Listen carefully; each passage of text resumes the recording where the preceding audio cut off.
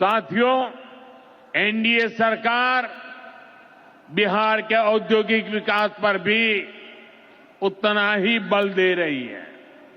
बिहार सरकार भागलपुर में जो बहुत बड़ा बिजली कारखाना लगा रही है, उसको कोयले की भरपूर आपूर्ति की जाएगी।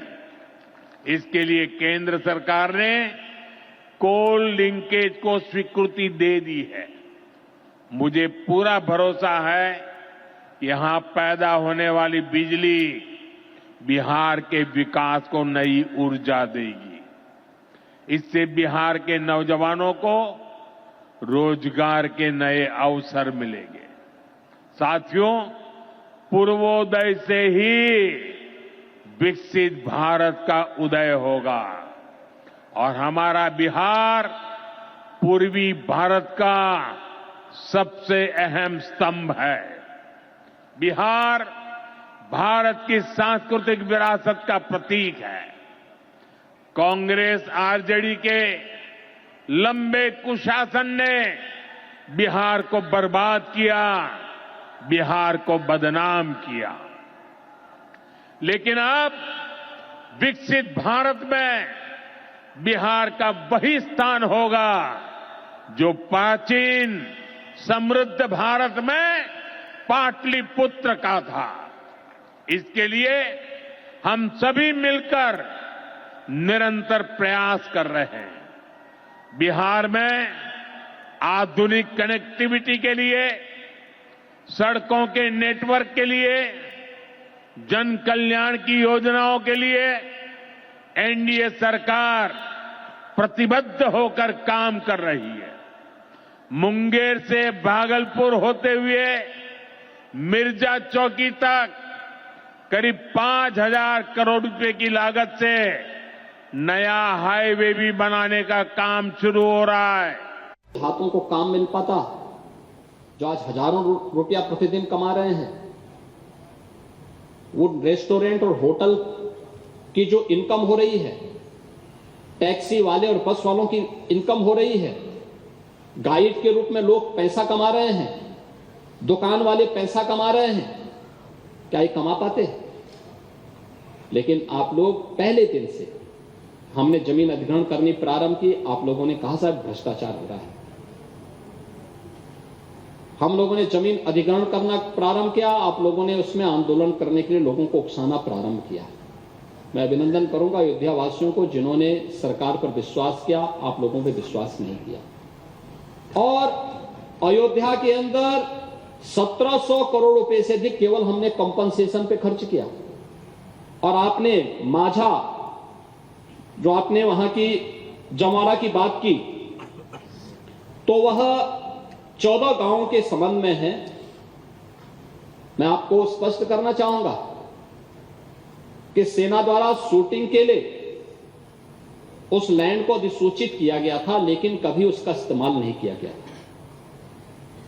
और उसको डी नोटिफाई हमने किया है, क्योंकि वह लैंड गवर्नमेंट की लैंड थी, न्यूट्रल लैंड थी, प्राइवेट लैंड है जहां खरीद फरोख्त तो हो सकती है लेकिन कोई कॉमर्शियल एक्टिविटीज नहीं हो सकती। और वहां पे हमने मंदिर म्यूजियम के लिए उस लैंड को लिया है कि भारत के अंदर सनातन धर्म से जुड़े हुए पूरे देश के अंदर और दुनिया के अंदर जितने मंदिर हैं, उन सब की शैली का एक म्यूजियम वहां पे बनने वाला है, जिससे दुनिया देखेगी कि कितने प्राचीन प्राचीन मंदिर हैं। और अयोध्या में कोई आएगा तो अयोध्या में राम जन्मभूमि के साथ साथ उसको कुछ अन्य स्थल भी देखने को मिलेंगे। और इसके लिए डी नोटिफाई किया है, कोई कॉमर्शियल एक्टिविटीज के लिए नहीं किया है। ये कहना कि इसको किसी को दे दिया है, मुझे लगता है गुमराह करने वाली बात होगी और ये तथ्यों को शरारतपूर्ण तरीके से छेड़छाड़ करने वाली स्थिति होगी। महोदय, उत्तर प्रदेश के पहले दिवस पर हम लोगों ने ओडीओपी की योजना घोषित की थी।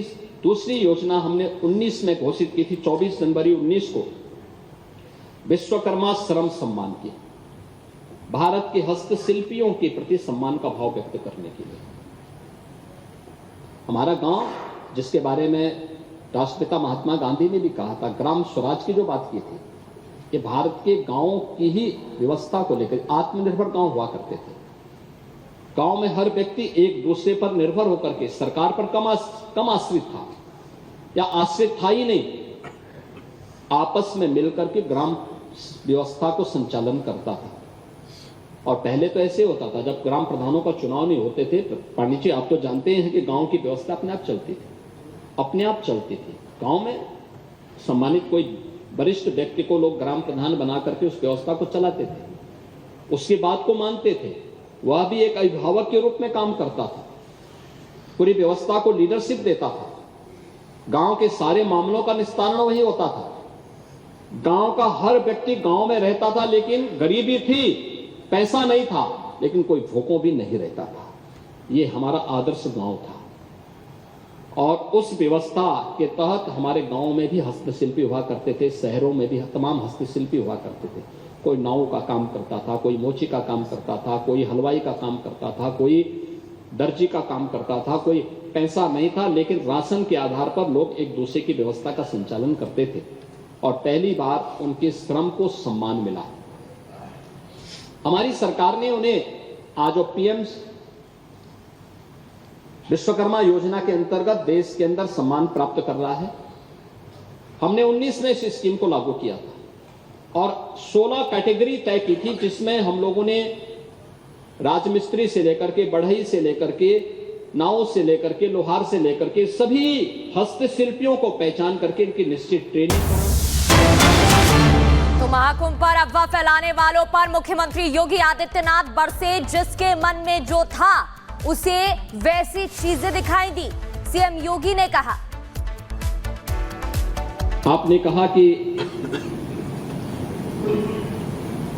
एक जाति विशेष को वहां जाने से रोका गया, किसी जाति को रोका नहीं गया था।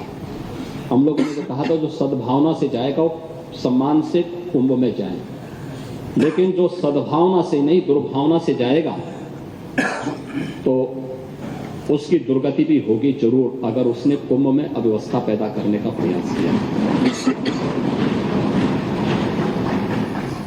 हाँ, हमने आपकी तरह आस्था के साथ खिलवाड़ नहीं किया, समाजवादी पार्टी की तरह आस्था के साथ खिलवाड़ नहीं किया। आपके समय में मुख्यमंत्री को फुर्सत नहीं थी कि उस आयोजन को देख सकें, उसकी समीक्षा कर सकें, और इसलिए उन्होंने एक नॉन सनातनी को कुंभ का प्रभारी बनाया था। मैं अध्यक्ष महोदय वह चित्र लेके आया हूं। ये देखिए, एक बहू है, अपने सास को पीठ पर लाद करके जा रही है महाकुंभ स्नान करने।